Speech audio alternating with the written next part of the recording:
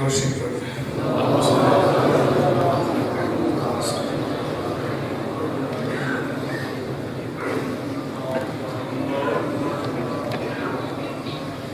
الحمد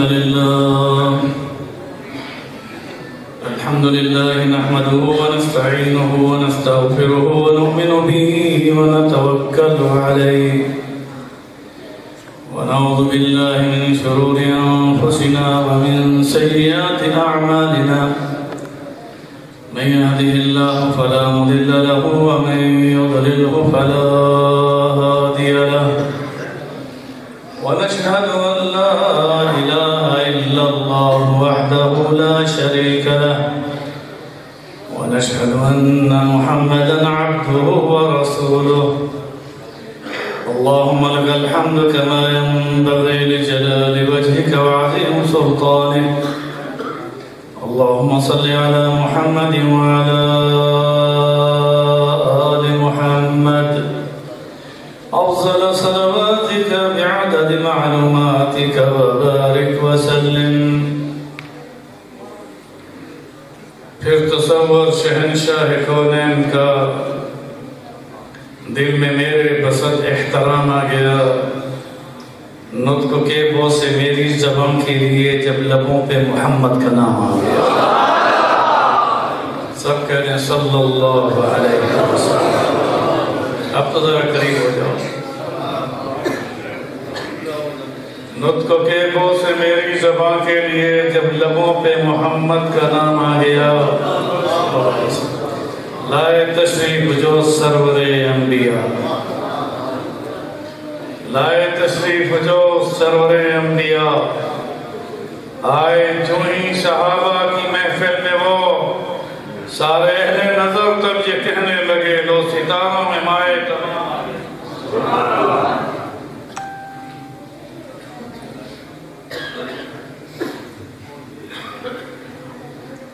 برادران اسلام،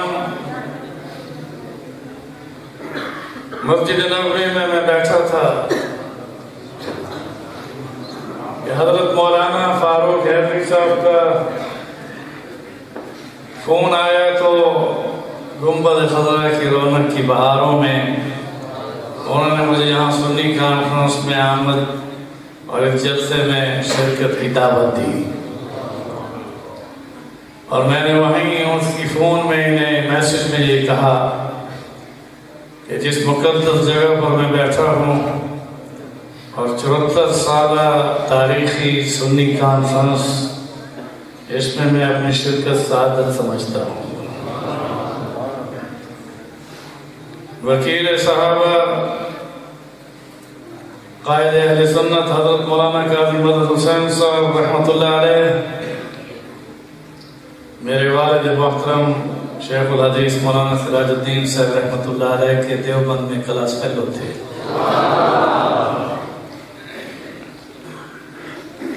اب میں زیادہ تشریح میں نہیں جانا چاہتا،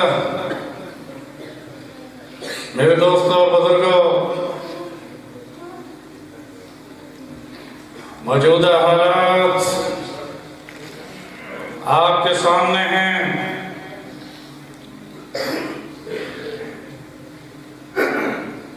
اب تو یہاں تک نوبت آ پہنچی ہے کہ نوجوان امیگریشن کے لیے کینیڈا یا جرمنی جانے کا جب ارادہ کرتا ہے تو وہ آسان طریقہ یہی سمجھتا ہے کہ رسول اللہ کو گالی دے دوں۔ میں زیادہ تشریح میں اگر جاؤں، ریکارڈ آج کفر کے ملکوں نے اپنی امیگریشن پاسپورٹ کو ہر اس مسلمان کے لیے اپنے ملک کی میزبانی کے لیے اپنے آپ کو پیش کیا ہوا ہے جو رسول اللہ اور صحابہ کو گالی دے دے۔ میرے دوستوں اور بزرگوں، ناموں سے رسالت صلی اللہ علیہ وسلم یہ عقیدہ معمولی نہیں،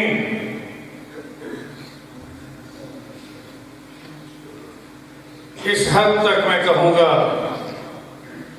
نماز اچھی، روزہ اچھا، زکوٰۃ اچھی، حج اچھا، مگر میں باوجود اس کے مسلمان ہو نہیں سکتا نہ جب تک کٹ مروں میں خواجہ عربی کی عزت پر خدا شاید کہ میرا کامل ایمان ہو نہیں سکتا۔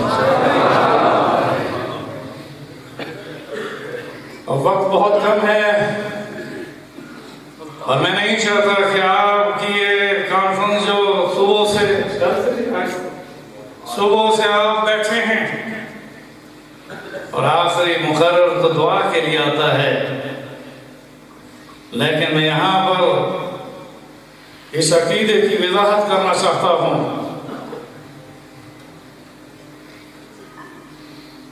کہ توہین رسالت اس میں اسلام کی حدود جاری ہوتی ہے۔ شرک کرنے پر توبہ سے اس کا گناہ معاف ہے، مگر رسالت امام صلی اللہ علیہ وسلم کی گستاخی پر اس پر حد کا جاری کرنا اسلامی ملک اور سربراہ یا اسلامی عدالت پر فرض ہے۔ اگر چور کے چوری ثابت ہونے کے بعد اور سفارش کرنے والوں میں حضرت اسامہ بن زید رسول اللہ کی خدمت میں آئے، میں حضرت زید رضی اللہ تعالیٰ عنہ کی قبر پر بھی مراقبہ کر چکا ہوں، جو جنگ موتا میں اردن میں جہاں ان کی قبر ہے۔ ان کے بیٹے حضور کی خدمت میں آئے اور یہ وہ جنگ تھی موتا کہ جس میں حضور مسجد نبوی میں تشریف فرما تھے منبر پر، اور صحابہ اکرام کو 3000 کلومیٹر دور اس مارکے کی خبر بھی دے رہے تھے۔ اب میرا بیٹا زید شہید ہو گیا، اب جھنڈا بولو جعفر کے ہاتھ میں ہے، جعفر بن ابی طالب شہید ہو گئے، اب جھنڈا عبداللہ بن رواح کے ہاتھ میں ہے۔ میں تینوں کی قبروں پر گیا ہوں، ابو عبیدہ بن جراح بھی اردن میں ہیں، 36,000 صحابہ اکرام کی قبریں شہداء کی، اور سہل اس پٹی کے پاس نہر اردن، اور اسرائیل، میں تو نہیں مانتا اسرائیل کو، فلسطین کی اس پٹی پر ہیں۔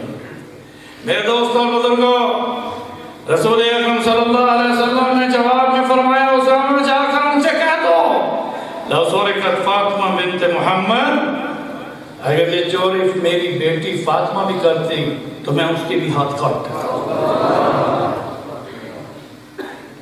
اگر چوری پر جو حد ہے اور ثابت ہونے کے بعد نبی بھی معاف نہیں کر سکتا، زنا کی حد ثابت ہونے کے بعد نبی بھی معاف، اس نے کہا طہرنی یا رسول اللہ، مجھے پاک کیجیے۔ کوئی ایف آئی آر نہیں کٹی، کوئی اس کے خلاف رپورٹ درج نہیں ہوئی تھی، مگر وہ صحابی یہ جانتے تھے کہ زنا میں حد ہے اور مجھ سے یہ غلطی ہوئی ہے۔ رسول اللہ کی خدمت میں آ کر وہ کہتا ہے طہرنی، مجھے پاک کیجیے۔ آپ صلی اللہ علیہ وسلم نے اپنا چہرہ پھیر لیا، ادھر پھیرا تاکہ عدالت سے بچ جائے، مگر جب عدالت میں اس نے ایف آئی آر خود کٹوا دی تو حضور صلی اللہ علیہ وسلم نے اس کے بارے میں فیصلہ کیا کیونکہ یہ شادی شدہ ہے، اس لیے زنا کرنے کے مرتکب زانی کو، اس مرد کو زمین کی دھرتی پر چلنے کا حق نہیں، اسے رجم کر کے پتھر مار کر اس کے اندر ہی زمین کے اندر بند کر دیا جائے۔ میرے دوستوں اور بزرگوں، خالد بن ولید رضی اللہ تعالیٰ عنہ نے بھی بھاری پتھر اٹھایا اور اس کو پہلا مارا، اور اس سے خون کی چھینٹیں جب اٹھیں اور خالد کے کپڑوں پر گری تو ان کے منہ سے یہ نکلا کہ تو نے نہ یہ جرم کیا ہوتا اور نہ ہی میرے پاک کپڑوں کو پلید کیا ہوتا۔ صرف یہی بات، گالی بھی نہیں دی کہ تیرے خون کے قطروں سے میرے پاک کپڑے ناپاک ہو گئے۔ رسول اکرم صلی اللہ علیہ وسلم نے بلایا، کسی نے بتایا خالد نے یہ بات کہی ہے، آپ نے اسے بلایا اور فرمایا کہ اس شخص نے اس گناہ کے بعد اتنی بڑی توبہ کی کہ بغیر کسی شکایت کے یہ خود ہی اپنی پاکی کے لیے آیا، مگر جب عدالت میں یہ بات آ گئی تو اب حد اس پر معاف، رحمت للعالمین اس کی حد کو معاف نہیں کرتے تھے، نہیں کر سکتے، کیونکہ حد حد ہے۔ تو آپ نے فرمایا خالد اس شخص کے بارے میں میں اتنا کہہ دوں کہ جس نے اپنے آپ کو خود پیش کیا اور پاکی کے لیے رجم کروایا، تو انہیں اس کے بارے میں یہ کہا کہ تیرے پلید خون نے میرے پاک کپڑوں کو ناپاک کر دیا۔ اگر اس کی توبہ کو اہل مدینہ میں تقسیم کر دی جائے تو سارے اہل مدینہ کی مغفرت ہو جائے۔ میرے دوستو، میں یہ کوئی واقعہ نہیں بیان کرنا چاہتا تھا۔ حدود اسلامی اس میں قصاص دیت اور زنا اور چوری، جس طرح یہ حدود اسلامی ہیں، اس طرح سے آپ سنن ابی داؤد اٹھاؤ، علماء کرام بیٹھے ہیں، اس میں کتاب الحدود جس میں چور، ڈاکو، زانی، زانیہ اور یہ تمام حدود، قتل اور قتل میں قصاص اور دیت کے ابواب میں اس باب کا نام کتاب الحدود ہے، اسی کے اندر یہ واقعہ لکھا ہوا ہے۔ ایک نابینا نے جو مدینہ منورہ میں مقیم تھا اور اس کی ام ولد جس کے پیٹ سے اس نابینے کے بچے پیدا ہوئے تھے،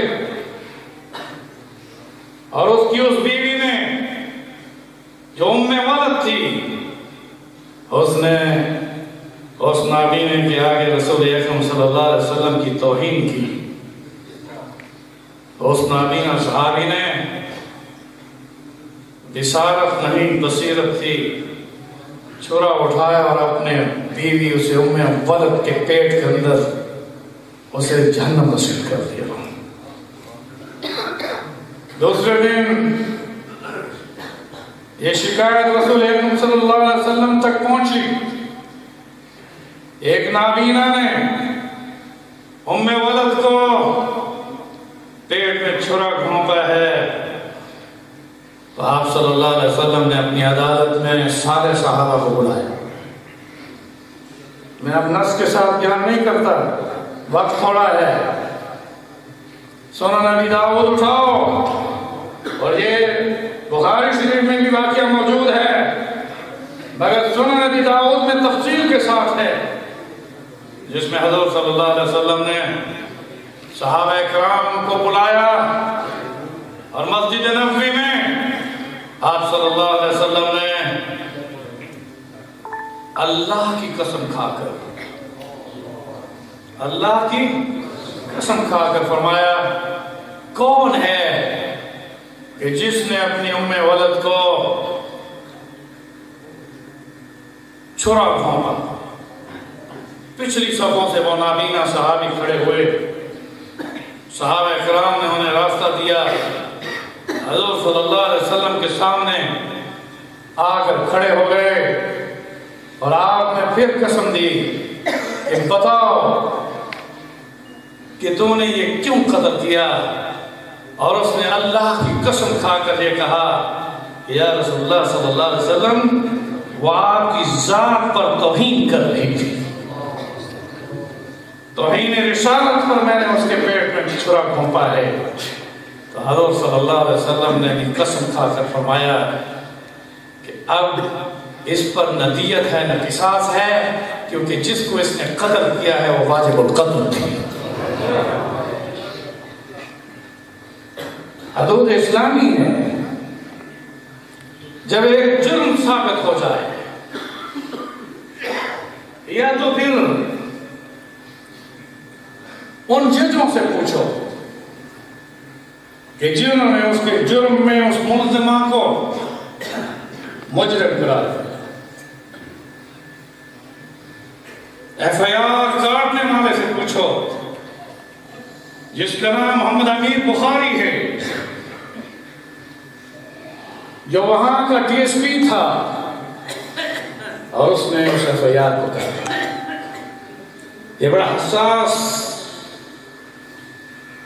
ہماری عدالتوں کا فیصلہ ہے۔ ہمیں یہاں نوید اقبال جسٹس کی بات کروں کہ اس نے اسی آسیہ سے یہ کہا تھا کہ اگر تم اپنے اس الزام پر انکار کر دو میں تمہیں بری کر دوں گا، مگر عدالت کے کٹہرے میں اس آسیہ ملونہ نے یہ کہا کہ یہاں میں کہتی ہوں کہ تمہارے نبی کے منہ میں کیڑے تھے۔ استغفر اللہ۔ اور اس جسٹس نوید اقبال نے اس کی سزائے موت کا فیصلہ کیا۔ ہم کیوں کہتے ہیں کہ اس مسئلے کو نظر ثانی میں لایا جائے؟ یہ کسی جرگے میں فیصلہ نہیں ہوا تھا، یہ کسی ممبر و محراب میں کسی مولانا صاحب نے فیصلہ نہیں کیا تھا، یہ 2008 میں ایک جج نے دیا، اور اس وقت سے لے کر یہ واقعہ کتنی مدتوں پھر ہائی کورٹ میں چلا، اور اسی میں ہائی کورٹ نے اس سزا کو بحال رکھا۔ اب میں وکیل نہیں ہوں یا قانون اور لا سے واقف نہیں ہوں، مگر ڈسٹرکٹ کورٹ کے فیصلے کو ڈیتھ وارنٹ کے ساتھ ہائی کورٹ نے بحال رکھا، اور سپریم کورٹ کے ایک جج نے صدر ممنون حسین جو پچھلا صدر گزرا ہے اس کو استعفیٰ لکھ کر دیا کہ میں اس کی سماعت بھی نہیں کر سکتا۔ تو پھر اس فیصلے کو یہ اتنے حساس عدالتی توہین رسالت کی مرتکبہ کو کس طرح سے آپ معافی دے سکتے ہیں؟ اس لیے ہمارا یہ مطالبہ رہے گا کہ اسی عدالت کو نظر ثانی کرنی ہوگی۔ اپنی زبان کو گونگا مت رکھو۔ اگر دیوبند علماء بھی اگر اس مسئلے کو نہ اٹھائیں تو پھر امیر شریعت کی قبر بھی تڑپ جائے گی۔ میں یہ کہوں گا کہ مصلحتوں کا شکار نہ بنو۔ میرے دوستوں اور بزرگوں، رسول اکرم صلی اللہ علیہ وسلم نے جب مکہ کو فتح کیا اور وہاں اعلان فرما دیا کہ کوئی بھی مشرک لات و منات اور عزا کی پوجا کرنے والا، حبل کا نعرہ لگانے والا، بدر اور احد اور خندق میں ہمارے مقابلے میں آنے والا، صحابہ کو تحقیق کرنے والا، اگر وہ مسجد حرام میں داخل ہو جائے تو اس کو یوں کہہ کر آپ نے فرمایا آج کے دن اس کو امان ہے، آج کے دن اس فتح کے دن بولو امان ہے۔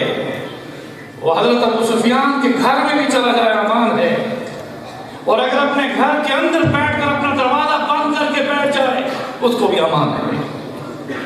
مگر فرمایا، کسی نے کہا ابن اختر، کہا اگر وہ خانہ کعبہ کے غلاف میں بھی لپٹا ہوا ہے تو اس کو قتل کر دو کیونکہ اس نے میری گستاخی کی ہے۔ اور میرے دوستو ایسا ہوا، مولانا محمد فاروق حیدری صاحب آپ نے مجھے مدینہ سے بلوایا اور میں پھر مدینے کا فیصلہ دیتا ہوں، مکہ کا۔ حضرت صلی اللہ علیہ وسلم نے مشرکین ان ظالموں کے جرم کو بھی معاف کر دیا کہ جس شخص نے حضور کے چچا حضرت امیر حمزہ رضی اللہ تعالیٰ عنہ کے جسم کے 12 ٹکڑے کیے، کلیجہ اور آنکھ اور کان اور ناک اور یہ سارے اعضاء کاٹ کر اس نے ہار بنایا، مگر جب وہ ایمان لانے کے لیے آیا تو اللہ نے فرمایا اے نبی ہم نے معاف کر دیا کیونکہ یہ کلمہ پڑھنے آیا ہے. اور اسی شخص نے پھر اپنا کفارہ بھی دیا کہ حضرت صلی اللہ علیہ وسلم کی 23 سالہ بعثت کا دور ہے، 13 سالہ مکی دور، غار حرا سے غار ثور تک. اور خوبصورت جملہ دیتا ہوں کہ 23 سالہ میں 13 سالہ مکی دور جس میں غار حرا میں جبریل امین نے معانقہ کیا، اور وہ 13 سال غار ثور میں مکمل ہوا جہاں صدیق اکبر نے رسول اللہ کو اپنی گود میں لیا. میرے دوستوں اور بزرگوں، وہ امین اور یہ صدیق.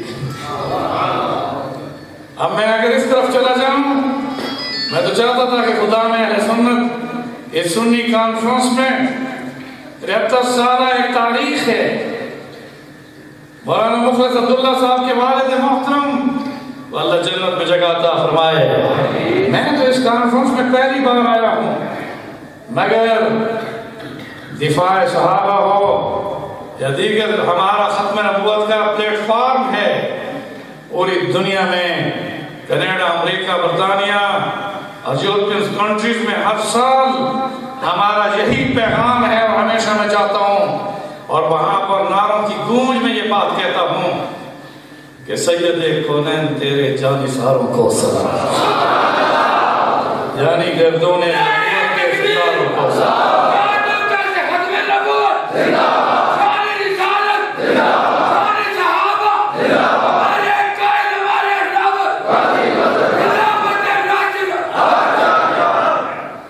گنبد خضرا کی رونق کی بہاروں کو سلام.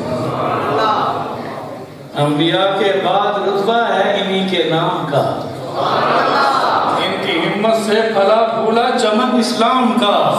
انہیں غازی غازیوں کو شخ سواروں کو سلام. میرے دوستوں، حضور نے فرمایا کہ وہ کہاں ہے؟ کہا کہ غلاف کعبہ میں لپٹا ہوا ہے. کہاں ہے؟ غلاف کعبہ کی شان کیا ہے یہ ایک علیحدہ موضوع ہے.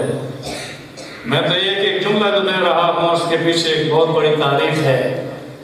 جب حضرت امیر حمزہ کا میں نے نام لیا تو میرا دل چاہتا تھا کہ میں آپ کو احد کے میدان میں لے چلوں کہ وہاں صحابہ کی جانیں کیسے اسلام پر قربان ہیں.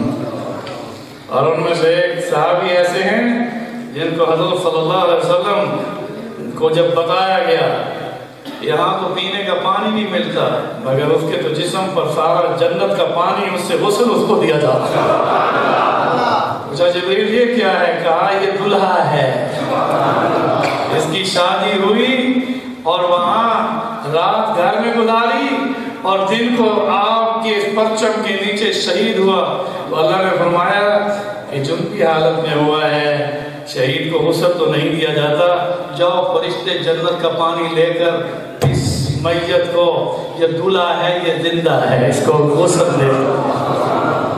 شہید کی جو موت ہے، لا تقولوا لمن يقتل في سبيل الله اموات، اگر اللہ کے راستے میں کوئی قتل کر دیا جائے تو اسے مردہ مت کہنا. یقتل قتل فی سبیل اللہ کس راستے میں؟ لا تقولوا، مت کہنا اس کو کہ وہ قتل تو ہوا بل احیاء، وہ شہید جس کے جسم کے ٹکڑے بھی ہو جائیں وہ زندہ ہے، اسے رزق دیا جاتا ہے. اسی صحابی کو حضور نے اپنے ہاتھ سے دبایا. میں وہاں احد کے پاس ہی میرا گھر ہے، میں اکثر جاتا ہوں اور شہداء کو سلام پیش کرتا ہوں. اور غسیل الملائکہ حضرت حنظلہ رضی اللہ تعالیٰ عنہ جو 71 ہی قبر میں مدفون ہیں، اور ان کے آگے 3 قبریں، حضرت امیر حمزہ، حضرت عبداللہ بن جحش، حضرت مصعب بن عمیر. ابھی میں اگر اس طرف چلا جاؤں لمبا ہو جائے گا بیان. میرے دوستو اتنا عرض کروں کہ حضور نے جس وقت حضرت امیر حمزہ کو دفنایا تو آنکھوں میں آنسو تھے. عبداللہ بن جحش آپ کے پھوپھی زاد بھائی تھے اور سالے بھی لگتے تھے. زینب بنت جحش حضور کی زوجہ ہے, ہماری ماں ہے, ام المومنین. ان کے وہ بھائی تھے, انہیں بھی دفنایا تو آنسو بہائے. مصعب بن عمیر پر تو بہت بہائے. ہمیں وہ واقعات کیسے پیش کروں. اتنا عرض کروں کہ جب حضرت حمزہ کو دفنا رہے تھے تو حضور صلی اللہ علیہ وسلم کے چہرے پر مسکراہٹ آئی, آنکھیں بند کر دیں اور ہاتھوں سے اسے دفنا رہے ہیں قبر میں. صحابہ نے عجیب منظر دیکھا کہ حضور خود بھی زخمی ہیں اور مسکراہٹ آ گئی اور آنکھیں بھی بند. تو پھر حضور سے پوچھا صحابہ نے, یا رسول اللہ صلی اللہ علیہ وسلم, حمزہ کو دفناتے وقت آپ کو ہم نے دیکھا کہ چہرے پر مسکراہٹ اور آنکھیں بھی بند تھیں. فرمایا میں حنظلہ کو دفنا رہا تھا اور جنت کی حور حنظلہ کو لے رہی تھی. تم کہتے ہو زندہ نہیں, حضور نے انہیں حور کے ساتھ دیکھا. میرے دوستوں اور بزرگوں, ہمیں اس طرف اگر چلا جاؤں حیات النبی کے مسئلے پر, ہم تو شہیدوں کی حیات کے قائل ہیں, نبی تو نبی ہے, اس میں کون اختلاف کرتا ہے. اگر تم اپنے کسی مردے کو دفناتے ہو اور پھر یقین کے ساتھ دفناتے ہوئے یہ سمجھتے ہو کہ یہ مر چکا ہے, اور حضور فرماتے ہیں جب دفنا کر تم چلتے ہو تو تمہارے وہ جوتوں کی آہٹ کو سنتا ہے. اس حدیث کا انکار ہے. ہاں, اگر ایک عام قبرستان میں جس کو آپ نے ابھی دفنایا اور وہ تمہارے چلنے کی جوتوں کی آہٹ کو بھی کہ مجھے چھوڑ کے جا رہے ہیں, اور جب تم جاتے ہو قبرستان میں انہیں کہتے ہو السلام علیکم, اگر میں سویا ہوں تو مجھے تو آپ سلام نہیں کرتے, ادب کے خلاف ہے. تو یہ تو سوئے ہوئے نہیں, جاگ رہے ہیں. سوئے ہوئے کہ یہ ادب ہے کہ سلام نہ کرو, جاگے ہوئے آدمی کو سلام کیا جاتا ہے. جواب کہ جناب سلام کریں گے تو کیا یہ سنیں گے؟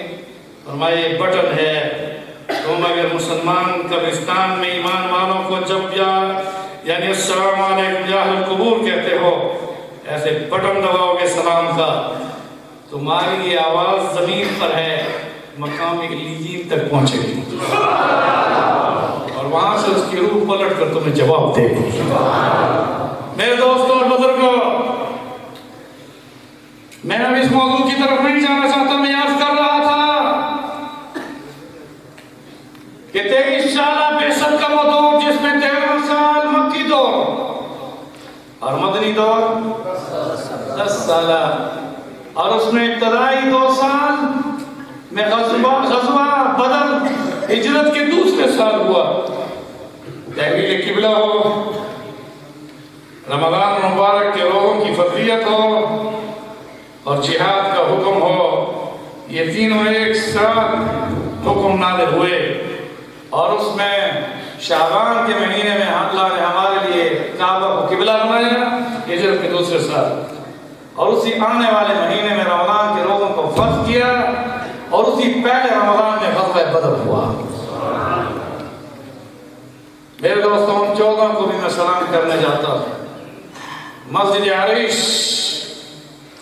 جو بدر میں ہے وہ حضور کا خیمہ تھا. اب میں اس طرف چلا جاؤں گا, مدینے کی گلیوں کی طرف اگر لے چلوں واقعات ہیں, مگر 7 سال کی کم مدت میں 25 غزوات ہوئے, 56 سرائے ہوئے. بنفس نفیس رسول اکرم صلی اللہ علیہ وسلم نے اپنے ہاتھ میں نیزہ لیا اور ڈبل زرہ پہنی اور نعرہ لگایا, نعرہ تکبیر. تو بالقسم میں نعرے کا جواب اتنا نہیں دے رہے ہو. میں ان 40 کو سلام کرتا ہوں کہ جب عمر فاروق تلوار لے کر قتل کے ارادے سے آئے, مگر دار ارقم میں جب نعرہ لگا تو دار الندوہ میں یہ بات آئی, یا تو عمر مسلمان ہو گیا یا قتل ہو گیا. وہ نعرہ کتنے آدمیوں نے لگایا؟ 40واں مسلمان حضرت عمر فاروق تھے۔ نبوت کے 6 سال ایمان لائے اور دار ارقم میں جب انہوں نے کلمہ پڑھا تو اس وقت نعرہ تکبیر کی آواز مکہ کے ہر گھر میں پہنچی۔ کہو نعرہ تکبیر۔ میرے دوستو اور بزرگوں، اسلام کے لیے 259 صحابہ کرام اسلام پر قربان ہوئے۔ حضور کی حیات طریقہ غزوات اور سرائے ملا کر اسلام کے لیے 259 صحابہ کرام شہید ہوئے، مگر حضرت ابوبکر صدیق رضی اللہ تعالیٰ عنہ کی خلافت میں مسیلمہ کذاب جس نے نبوت کا دعویٰ کیا تھا اور حضور کی حیات میں کیا، اور حضور نے فرمایا جب اس کا خط آیا یہ من مسیلمہ الی محمد رسول اللہ، خط میں لکھا اس نے اور کہا کمپرومائز کر لیتے ہیں، آپ بھی اللہ کے رسول ہیں اور میں بھی۔ آپ نے اس کے جواب میں جو خط لکھا اس میں لکھا من محمد رسول اللہ الی مسیلمہ کذاب، جھوٹا۔ اس پر حضرت صدیق اکبر نے اپنی خلافت میں اس کے خلاف جنگ یمامہ جہاں ہوئی میں گیا ہوں۔ میرے دوستو ایک تاریخی وقت میں آپ کو دے رہا ہوں، اسلام کا تاریخی وقت کہ 25 غزوات اور 56 سراؤں میں ٹوٹل صحابہ جو شہید ہوئے ان کی تعداد 259، اور ایک ہی مارکہ یمامہ حضور کی ختم نبوت پر قربان ہونے والے صحابہ کرام جو شہید ہوئے ہیں ان کی تعداد 1200۔ اب تو زور سے کہو سبحان اللہ۔ 1200 صحابہ۔ پھر میں دیکھوں کون وہ خوش نصیب صحابہ ہیں جو رسول اللہ کی ذات پر کٹ گئے، ان میں بدری بھی ملے۔ 313 والوں میں جو غازی بنے تھے 14 شہید ہوئے وہاں۔ 313 میں کتنے شہید ہوئے؟ 14۔ پھر وہ 313 کے بقایا جو 14 شہید ہو گئے وہ غازی بنے اور احد کے میدان میں بھی کھڑے تھے، اور اس کے پھر 70 شہید ہو گئے۔ پھر ان میں بچتے جب 55 کی تعداد میں آئے تو ان کو شہادت یمامہ میں مل گئی۔ میرے دوستوں اور بزرگوں، رسول اللہ کی ذات پر کٹ مرنا یہ ہے اصل ایمان۔ اگر آپ کانفرنس کا عنوان بھی سنی کانفرنس ہو اور آپ رسول اللہ صلی اللہ علیہ وسلم پر توہین ہونے والے واقعے میں احتجاج بھی نہ کریں، میرے دوستو یہ بات سن لو، یہ حضور کا فیصلہ تھا کہ آپ نے فرمایا ابن اخطل اگر خانہ کعبہ کے خلاف میں لپٹا ہوا مل گیا تھا، اسی کے اندر لپٹا ہوا تھا، فرمایا اس کو وہیں قتل کر دو۔ کس لیے؟ وہ بڑا مشرک تھا؟ نہیں، وہ رسول اکرم صلی اللہ علیہ وسلم کا استہزاء اور توہین کیا کرتا تھا۔ ہمیں اس طرف نہیں جانا چاہتا، واقعات بہت ہیں۔ ہمارا یہی مطالبہ رہے گا کہ توہین رسالت کا جو قانون 295C وہ جو پاکستان میں پارلیمنٹ میں پاس ہوا اس میں یہ سزا متعین کی گئی، اور قانون کے الفاظ میں آپ کو سناتا ہوں کہ جو بھی شخص، کیونکہ اس میں مسلمان ہونا شرط نہیں کہ آپ ہر کسی مسلمان پر لڑائیں، توہین رسالت کا مرتکب چاہے وہ مسلمان ہے یا کافر اس پر حد۔ کس لیے؟ کعب بن اشرف یہ مسلمان تھا، یہودیوں کا سردار تھا، مدینہ جاؤ اس کا اب بھی قلعہ موجود ہے، قلعہ کعب بن اشرف۔ اب میں وہ پھر واقعات لمبے ہو جائیں گے۔ ابو رافع کون تھا جس کو قتل کر دیا گیا؟ یہودیوں کا سردار تھا، اور اس کا کیا جرم تھا؟ وہ رسول اکرم صلی اللہ علیہ وسلم کی توہین کیا کرتا تھا۔ تو عدالت نبوی صلی اللہ علیہ وسلم سے اس کے لیے فیصلہ کیا ہوا؟ اسودانسی نے یمن میں نبوت کا دعویٰ کیا. حضرت صلی اللہ علیہ وسلم علالت میں تھے اور یہ وہی ایام تھے جن میں 17 نمازوں میں امامت صدیق اکبر نے رسول اللہ کے مصلی پر کی. حضرت صلی اللہ علیہ وسلم فکر مند تھے. آپ نے ایک صحابی نے دیکھا حضرت بڑے فکر مند ہیں. وہ قریب آئے, پوچھا یا رسول اللہ آپ فکر مند ہیں؟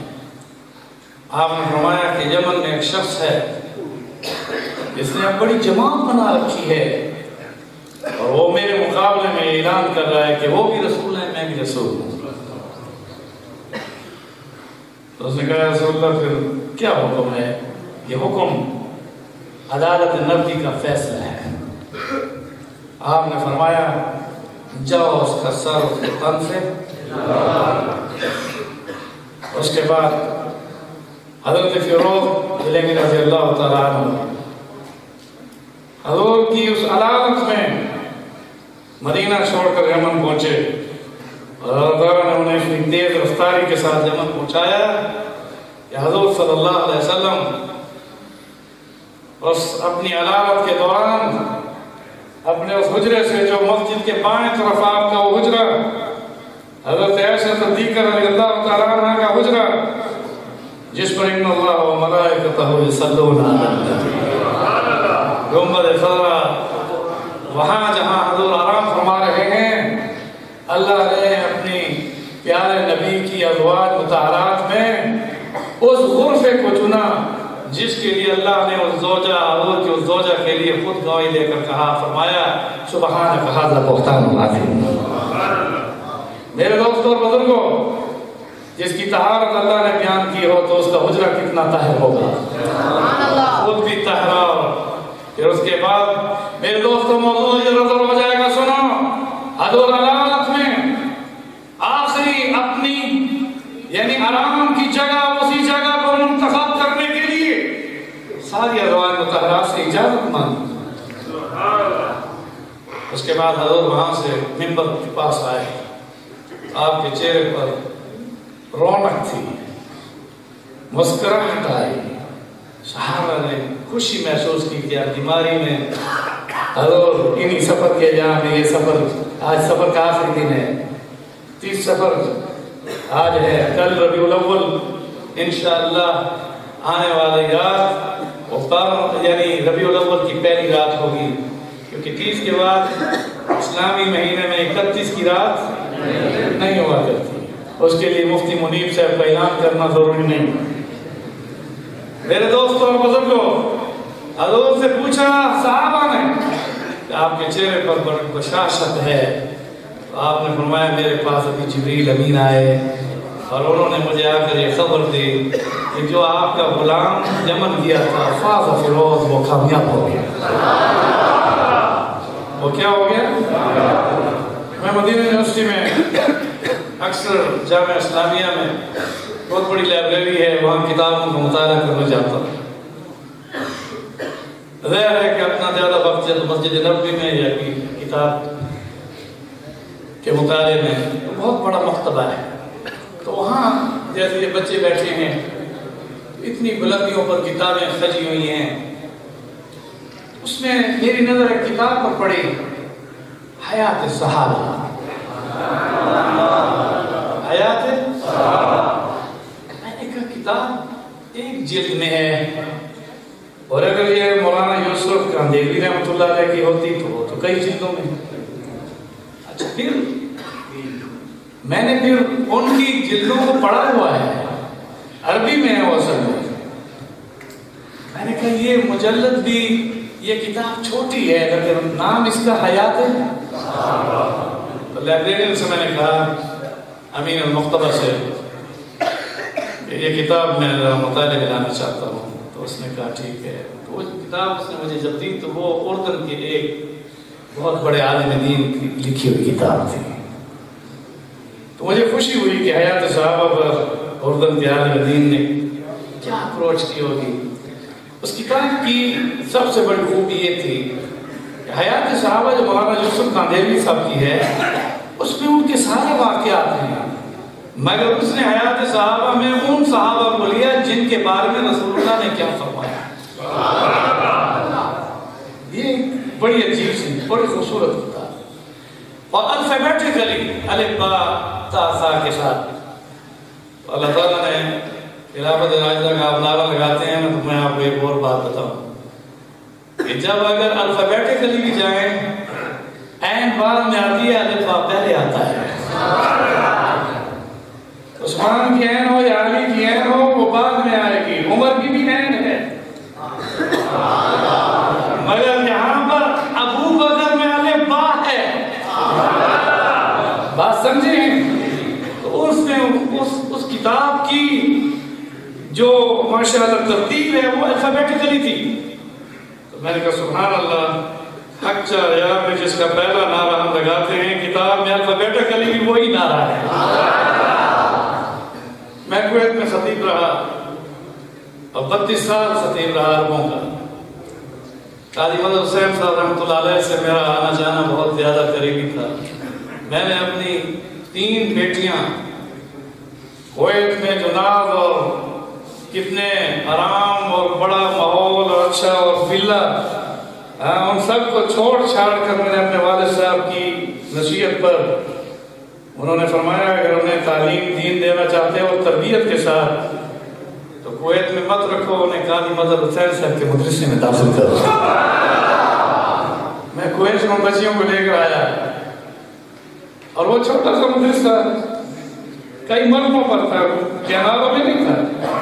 میں نے کہا میری بچیاں کیسی اس ماحول میں پڑھیں گی، مگر انہوں نے وہاں قرآن حدیث کا علم حاصل کیا اور ہم نے ان کی صحت کو سامنے رکھ کر نہیں بلکہ حضرت قاضی مظہر حسین صاحب کے تقوی کو سامنے رکھ کر اس کے داخل کرایا۔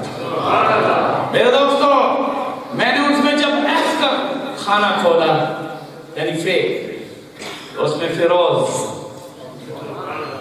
تو اس میں آدھا صفحہ ان پر لکھا ہوا تھا یہ وہ صحابی ہیں جنہیں رسول اللہ صلی اللہ علیہ وسلم نے اپنی علالت میں یمن میں اسود انسی جس نے نبوت کا دعویٰ کیا تھا اس کی سرکوبی کے لیے بھیجا، اور اس کا میڈیا یعنی اس نے الفاظ یہ لکھے کہ آج کے زمانے میں آپ کا الیکٹرانک میڈیا ہے، اس وقت حضور کا میڈیا حضرت جبریل امین تھے۔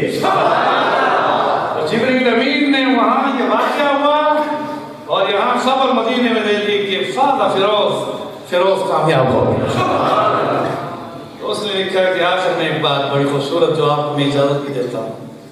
اس نے کہا احادیث کی کتابوں میں مختصر حدیثوں میں یہ حدیث بھی انتہائی مختصر ہے کہ قال رسول اللہ صلی اللہ علیہ وسلم فاض فیروز، حضور نے بس یہ جملہ دیا، آپ نے فرمایا فاض فیروز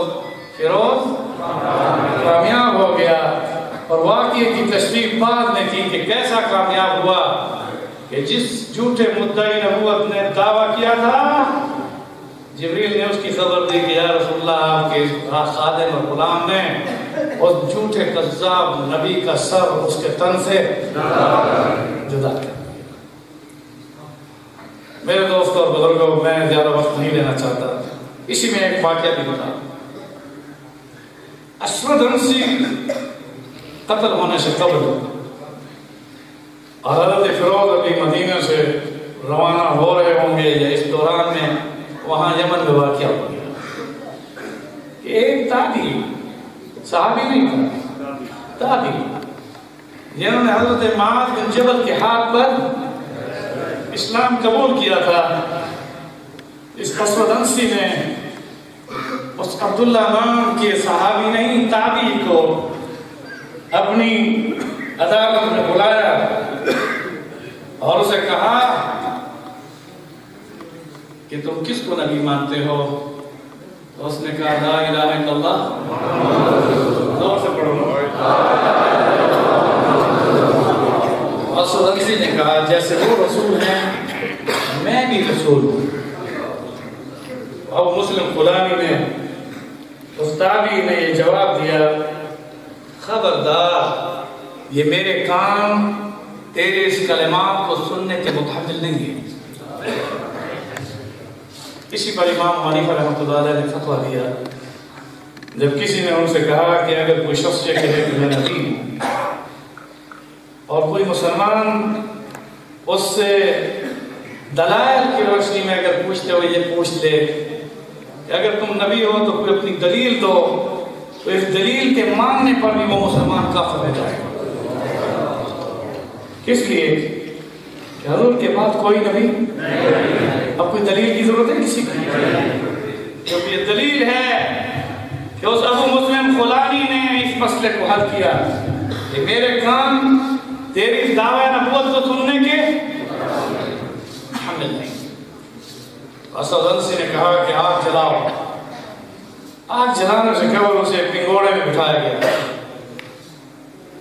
پنگوڑے میں جہاں جیسے بچوں کو آپ عید کے دنوں میں جھولے جلاتے ہیں، اور اس میں ایک زنجیر ہوتی ہے، اگر کھینچ لی جائے تو نیچے اوپر والا حصہ نیچے آ جاتا ہے۔ آگ جلائی گئی، اس کے شعلے وہی نمرودی آگ کی طرف سے بھڑکے، اور حضور کی حیات طیبہ میں یہ واقعہ ہوا، حضور کی حیات طیبہ میں یہ واقعہ ہوا۔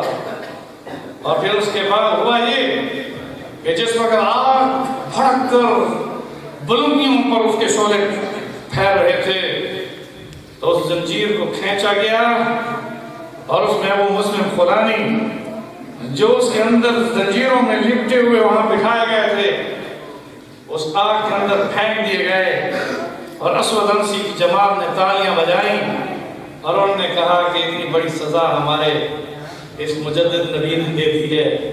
اس کے بعد ہوا یہ کئی دنوں تک وہ آگ جلتی رہی، راکھ کا جب ڈھیر ہو گیا تو اس کے بعد وہ بڑا خوش تھا کہ اب تو اس کی ہڈیاں بھی نہیں ہوں گی۔ جب اس کی راکھ کو ہٹایا گیا تو اس پنگوڑے میں وہ کھلے ہاتھ جنت کا پھل کھا رہے تھے۔ ادھر ایک پورے مجمع میں ابو مسلم خولانی کو اس آگ کے شعلوں میں کئی دن تک جلنے کو دیکھتے رہے، مگر راکھ کو جب ہٹایا تو سفید کپڑوں میں اور جنت کے پھل کھاتے ہوئے خوبصورت چہرے کے ساتھ بیٹھے ہیں، اور ادھر یہ قوم دیکھ رہی ہے اور ادھر جبریل امین رسول اللہ کو خبر دے رہے ہیں۔ حضور صلی اللہ علیہ وسلم نے صحابہ کرام کو یہ خبر دے دی تھی کہ میری امت میں بھی ایک ایسا شخص ہے کہ اس کے لیے آگ ایسے گلزار ہوئی جیسے حضرت ابراہیم خلیل اللہ کے لیے۔ اب آئیے میں آپ کو حیات النبی کا مسئلہ بھی اور دونوں کو بیان کر دیتا ہوں۔ حضرت ابوبکر کی خلافت ہے، خلیفۃ الرسول تھے حضرت ابوبکر، ہم صرف خلیفہ مسلمین نہیں کہتے، حضور نے ان کو اپنی مسلح پر ٹھہرایا، اس لیے یہ بھی عقیدے میں یہ بات داخل ہے کہ ابوبکر خلیفۃ الرسول تھے، اس کے بعد آنے والے امیر المومنین اور خلیفہ ہیں خلافت راشدہ میں پہلا خلیفہ بلا فصل ابوبکر صدیق خلیفۃ الرسول ہے۔ میرے دوستوں اور بزرگوں، حضرت عمر فاروق کی عادت تھی کہ وہ تہجد کی نماز مسجد نبوی میں آ کر پڑھتے تھے اور دھیمی آواز سے، اور حضرت ابوبکر صدیق کی عادت تھی کہ وہ تہجد کی نماز اپنے گھر کے حجرے میں پڑھتے تھے، اور اب وہ گھر کا حجرہ مسجد نبوی میں زور سے کہو، میں جب بھی تہجد کی نماز کے لیے جاتا ہوں تو میں کہتا ہوں صدیق کی سنت بھی زندہ ہو اور فاروق کی سنت بھی زندہ ہو۔ تو حضرت ابوبکر صدیق کی گھر کی جو گھر حضرت صدیق اکبر کا جو اب مسجد نبوی کا حصہ بن چکا ہے اس پر لکھا ہوا بھی ہے، میں اسی جگہ پر چڑھاؤں کے گھر کا وہ کمرہ تھا، اور آج مسجد نبوی کی صفوں میں 4تھی صف ہے، 5ویں صف ہے، وہاں کھڑے ہو کر تہجد پڑھتا ہوں تو مجھے یہ لطف آتا ہے کہ صدیق کی سنت میں ابو بکر کے گھر میں ہوں، فاروق کی سنت میں مسجد نبوی میں ہوں۔ اب صدیق اکبر گھر میں تہجد پڑھ رہے تھے اور عمر فاروق کہہ رہے کہ ایک شخص نماز کے دوران اگر تھوڑی آواز دے کہ بچے بھی تھوڑا سا اگر اوپر بول رہے ہیں، میں خطبے بھی نہیں سن رہا ہوں، تقریر میں بھی یہ آپس میں بول رہے ہیں. تو حضرت عمر رضی اللہ تعالیٰ عنہ نماز کے دوران دھیمی آواز سے قرآن تو پڑھ رہے تھے, محسوس کر رہے تھے کہ کوئی حجرے کے پاس آ کر بول رہا ہے. کس حجرے کے پاس؟ رسول اللہ کے حجرہ عائشہ میں. اس وقت تو گنبد خضرا نہیں بنا تھا, وہ تو وہی چھت تھی جو حضرت عائشہ صدیقہ کا حجرہ تھا. یہ تو نور الدین زنکی کے زمانے کے بعد شیشہ پلا کر اس کو, کیونکہ وہ کور جو دشمنان تھے وہ حضرت ابوبکر صدیق کے قدموں تک پہنچ گئے. نور الدین زنکی کا واقعہ 500 ہجری ہے. اگر میں پھر کبھی آیا تو آپ کو تاریخی حوالوں سے مدینہ بتاؤں گا مسجد نبوی کی کیا تاریخ ہے. میں تو وہاں درس دیتا ہوں. میرے دوستوں اور بزرگوں, یہ بات نشین کرو, حضرت عمر رضی اللہ تعالیٰ عنہ نے تہجد کی نماز یوں ہی سلام پھیرا تو اس مسافر کو جو روضہ اقدس صلی اللہ علیہ وسلم آپ کی قبر حضرت کے پاس کھڑے ہو کر گفتگو کر رہے تھے, اس کے پیچھے آ کر یہ کھڑے ہو گئے. اب دو باتیں, اگر وہ مسافر وہاں جو بات کر رہا تھا یہ خلاف شرع ہوتا, فاروق کی حیثی بیٹھی ہے, خلاف شرع کو حضرت عمر برداشت کر سکتے تھے یا آپ کو مولانا عمر برداشت نہیں کرتے؟ آپ کے نازے میں آ جائے. اور عمر رضی اللہ تعالیٰ عنہ پیچھے مسافر کے پیچھے کھڑے ہو گئے. اس سے یہ بات مسئلے میں, کیونکہ بعض لوگ بڑا حساس حیات النبی کا مسئلہ ہے, میں ان کو اپنے قریب لانا چاہتا ہوں کہ حضرت عمر اگر یہ عمل غیر شرعی ہوتا پہلے اس کو ہاتھ سے پکڑتے, کیا قبر کے آگے تو بات کر رہا ہے, حضور کہاں سنتے ہیں؟ نہیں, پیچھے کھڑے ہو گئے. اور یہ کہ یہ اب آگے گفتگو یہ کرے اور میں اس کو پہچانوں کسی کہ یہ کون ہے. تو اس گفتگو کے دوران وہ مسافر یہ نہیں سمجھ رہا تھا کہ پیچھے میرے عمر کھڑا ہے. وہ تو تابعی تھے یمن کے, صحابی بھی نہیں ہوئے کہ رسول اللہ کی حیات میں مدینہ آئے, اور ان کی پہلی ملاقات رسول اللہ سے روضہ اقدس پر ہو رہی ہے. اور اسی میں اس تابعی نے جب یہ کہا کہ یا رسول اللہ صلی اللہ علیہ وسلم, میں آپ کی حیات طیبہ میں یمن سے نہ آ سکا, مگر میں آپ کا وہ غلام ہوں کہ جس کو اسود عنسی نے آگ میں ڈالا. یا رسول اللہ, میں نے اپنے وہ ایام جو آگ میں گزارے اس سے بہتر دنیا میں زندگی میں ایسے ایام نہیں ملے کہ مجھے جنت کا پھل بھی کھلایا گیا. بس حضرت عمر رضی اللہ تعالیٰ عنہ نے جب اس کی یہ کلمات سنے تو پیچھے سے زور سے, اتنی زور سے اللہ اکبر کی آواز دی کہ حضرت ابوبکر صدیق نماز میں یہ محسوس کرنے لگے کہ کہیں مدینے پر حملہ تو نہیں ہوا, کیونکہ پہلے تکبیر یا تو کسی کے اسلام کے داخل ہونے میں یا وارننگ میں ہوتی تھی. اب جو ہی ابو حضرت عمر فاروق نے اس ابو مسلم فلانی کی زبان سے جب یہ سنا کہ میں آپ کا وہ غلام ہوں کہ جس کے لیے آگ ایسے ٹھنڈی ہوئی جیسے ابراہیم خلیل اللہ کے لیے, اس پر حضرت عمر نے کہا اللہ اکبر, زور سے کہا. اس لیے میں نے اپنا جوش ختم کر دیا, کیونکہ یہ سنی کانفرنس والے جو ہے نا جوش میں نہیں ہے. زور سے کہا اللہ اکبر. تو میرے دوستو, اس اللہ اکبر کی آواز حضرت ابوبکر کو جب سنائی دی تو نماز مختصر کی اور دوڑے آئے کہ آپ کی چادر زمین پر لٹک رہی تھی, اور عمر فاروق سے کیا ہوا کیا ہوا. عمر فاروق نے جواب میں کہا خلیفۃ الرسول مبارک ہو, اللہ نے اپنی زندگی میں وہ بندہ ہمیں دکھا دیا جس کی خبر رسول اللہ نے دی تھی. تو میرے دوستو, وہ مسلم فلانی تھے, اور اسی پر صدیق اکبر نے بھی جو نعرہ لگایا تو کون سا لگایا؟ کون سے کہو. اب آئیے میرے دوستو, میں ان کلمات کو کس طرح سے بتاؤں. رسول اکرم صلی اللہ علیہ وسلم نے جب بدر کے میدان میں ابو جہل سمیت 70 مشرکین مکہ کو جہنم رسید ہونے کے بعد کنویں میں پھینکا, میں بھی اس کنویں پر اس لیے جاتا ہوں کہ ان کو انہی کلمات کے ساتھ میں کہوں کہ میرے رسول نے جو فرمایا کیا سچ پایا, سچ پایا. میرے دوستو یہ بات ذہنشین کر لو کہ حضور نے ان کو کنویں میں پھینکنے کے بعد، پتھر ڈلوانے کے بعد، اس کنویں کے پاس کھڑے ہو کر جہاں 70 مشرکین مکہ میں اس امت کا بڑا فرعون ابو جہل بھی اس کے اندر گڑا ہوا تھا، آپ نے فرمایا جو میں نے کہا بتاؤ سچ پایا؟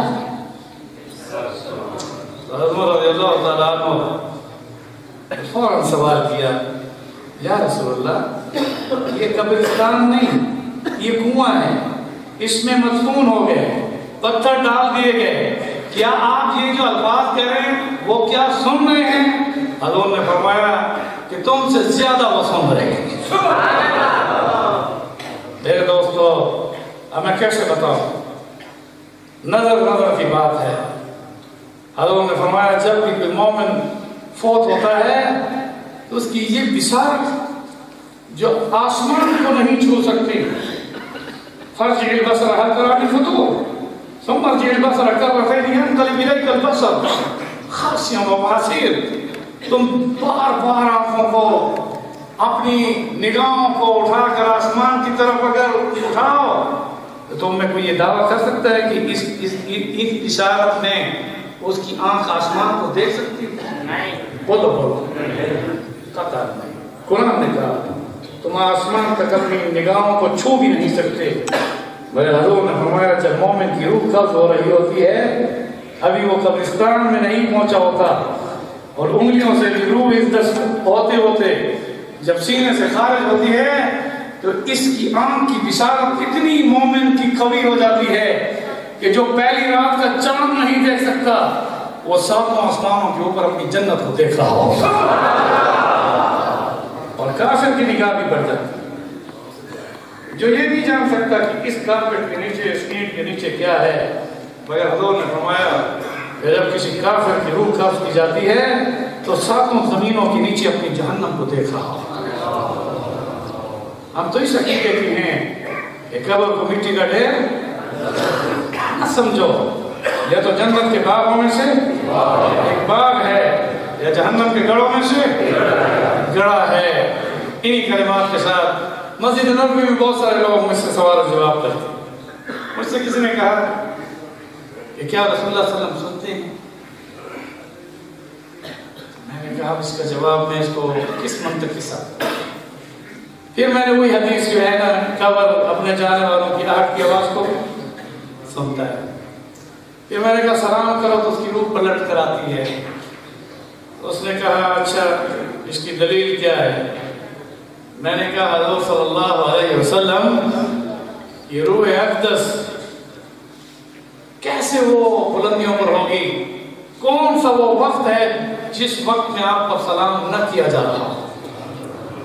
جب پلٹ کر آتی ہے عام ایک ولی کی روح جواب دیتی ہے نبی کی روح تو اپنے سینے میں ہے، کیونکہ آسمان کے فرشتے مدینے پر نازل ہو کر درود و سلام پڑھتے ہیں،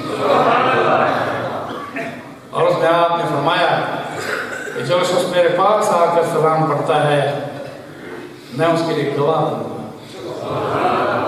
اور جو دور سے میرے اوپر درود پڑھتا ہے میں اس کے لیے شفاعت کروں گا۔ اب حکم دیا ہے ان اللہ و ملائکتہ یصلون علی النبی یا ایھا الذین آمنوا صلوا علیہ وسلموا تسلیما، صلو درود وسلموا سلام۔ وہ بھی اللہ نے اس مسئلے کو بھی حل کر دیا کہ آپ نے فرمایا اگر دور سے میرے اوپر کوئی درود پڑتا ہے تو اس کے سلام کو فرشتہ لے کر میرے پاس آتا ہے، اور فلاں بن فلاں نے سلام پیش کیا، اس لیے اگر بلکسر میں آپ یہاں درود پڑھیں گے تو آپ کے درود کا سلام مدینے میں فرشتہ جا کر پہنچائے گا، مگر جو میرے پاس آ کر پڑھتا ہے میں اس کے لیے گواہ بنوں گا۔ تو گواہی میں شرط ہے کہ اس کی بشارت دیکھ رہی ہو، تو حضور اپنے آنے والے کے سلام کو سنتے بھی ہیں دیکھتے بھی ہیں۔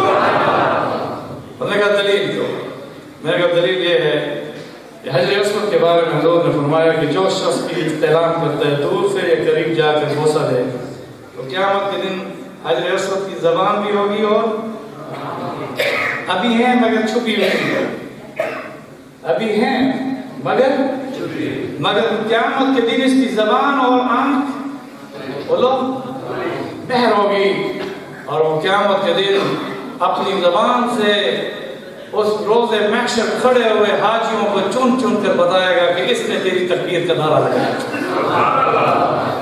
میں نے کہا کہ حجر اسود پتھر ہونے کے باوجود، ایسے دنیا کا پتھر نہیں ہے، دنیا میں دو پتھر ایسے ہیں جن کو اللہ نے بہت مقام بخشا ہے، وہ کسی پہاڑ کے پتھر نہیں بلکہ جنت کے پتھر ہیں، ان میں ایک حجر اسود ہے اور دوسرا مقام ابراہیم ہے۔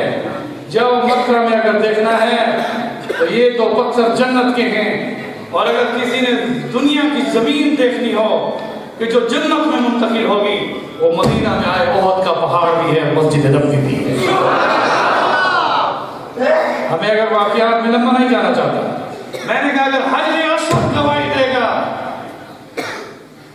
جس کی آنکھ اور زبان طبی طور پر نہیں مگر اللہ کے رسول نے فرمائی ہے، تو حضور اگر اپنے بارے میں فرمائے کہ میں گواہ بنوں گا تو تمہیں کیا اعتراض ہے؟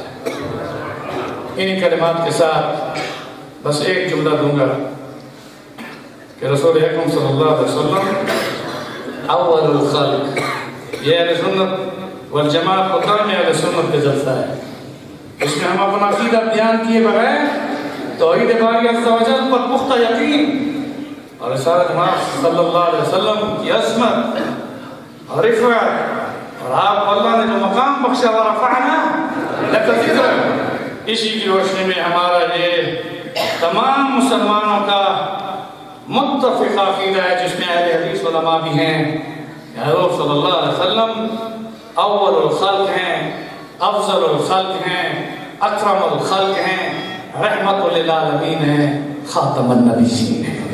اللہم صلی علی محمد، پڑھ دو اللہم صلی علی محمد وعلی آل محمد کما صلیت علی ابراہیم وعلی آل ابراہیم انک حمید مجید۔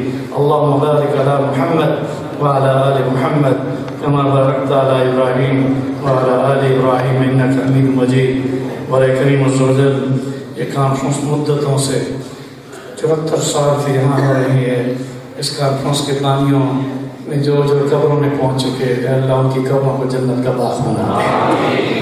حضرت مولانا غلام نبی صاحب کو، قاضی مظہر حسین رحمۃ اللہ علیہ اور تمام اکابرین امت اس دنیا سے جو رحمت کر گئے، اللہ تو اپنے محض فضل و کرم سے ان کی دینی خدمات کو قبول فرما کر ہم سب کی مغفرت فرما، ہم سب کے درجات کو بلند فرما۔ اے اللہ ہم سب کو رسول اکرم صلی اللہ علیہ وسلم کی سچی محبت اور اطاعت نصیب فرما، ہم سب کو رسول اکرم صلی اللہ علیہ وسلم کی لائی ہوئی شریعت پر چلنے والا بنا، ہم سب کو رسول اکرم صلی اللہ علیہ وسلم کی اتباع نصیب فرما، ہم سب کو نبی کریم صلی اللہ علیہ وسلم کی شفاعت نصیب فرما، ہم سب کے والدین، بہنوں، بھائیوں، بیوی بچوں کو، ہم سب کو بغیر جدائی کے جنت کی بہاروں میں رسول اللہ کی مجلس میں صحابہ کرام اور اہل بیت کے قدموں میں جگہ عطا فرما، اور ہم سب کو رسول اللہ صلی اللہ علیہ وسلم کی مجلس میں جنت الفردوس میں، اس جنت میں جہاں میدان مزید ہے، ہر جمعے کو وہ میدان سجتا ہے، اے اللہ اس میں اس جنت کے اس میدان میں جہاں ہمارے نبی کو بڑی کرسی دی جائے گی، اس کے آس پاس صحابہ کرام ان کے قدموں میں ہمیں جگہ عطا فرما کر ہم میں سے کسی کو جدا کیے بغیر تو اپنا دیدار نصیب فرما، ہمارے ملک کو امن عطا فرما، ہمارے ملک کو استحکام عطا فرما، ہمارے ملک کو اے اللہ ارتداد سے بچا، کفر سے بچا، اے اللہ مسلمانوں کی حفاظت فرما، ہم سب کے ایمان کی حفاظت فرما، اے اللہ آج لوگ چند ٹکوں پر رسول اللہ کو چھوڑ کر قادیانی بن رہے ہیں، اے اللہ ہم سب کی اولادوں کو اور ہم سب کو اور آنے والی نسلوں کو اسلام پر استقامت عطا فرما، اور جو رسول اللہ کے دامن کو چھوڑ کر کفر میں چلے گئے اور قادیانی ہوئے یا ارتداد کا شکار ہو گئے ہیں، اللہ انہیں دوبارہ مدینے والی سرکار کے گھر میں داخل فرما دے، انہیں اسلام کی نعمت سے نواز دے۔ اللہ ہمارے لیے کتنا بڑا لمحہ فکریہ ہے کہ اس وقت قادیانی کو، اس جھوٹے قذاب کو نبی ماننے والا کوئی سکھ نہیں، کوئی عیسائی نہیں، کوئی یہودی نہیں، کوئی ہندو نہیں، یہی ہمارے اسی علاقے اور انہی لوگوں میں سے مسلمانوں میں ان لوگوں نے اس دجال کو نبی بنایا. یا اللہ امت کے اس جرم کو معاف کر کے جو ارتداد کا شکار ہو چکے ہیں انہیں دوبارہ اسلام میں داخل فرما دے, انہیں اسلام میں داخل فرما دے. اللہ ہم سب کو امن عطا فرما. اللہ کریم عز و جل ہم سب کی سب سے بڑی دعا یہ ہے کہ ہم سب کو رسول اکرم صلی اللہ علیہ وسلم کے ساتھ جنت میں آپ کی مجلس اور تو اپنا دیدار نصیب فرما.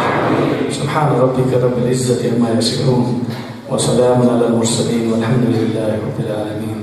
السلام علیکم.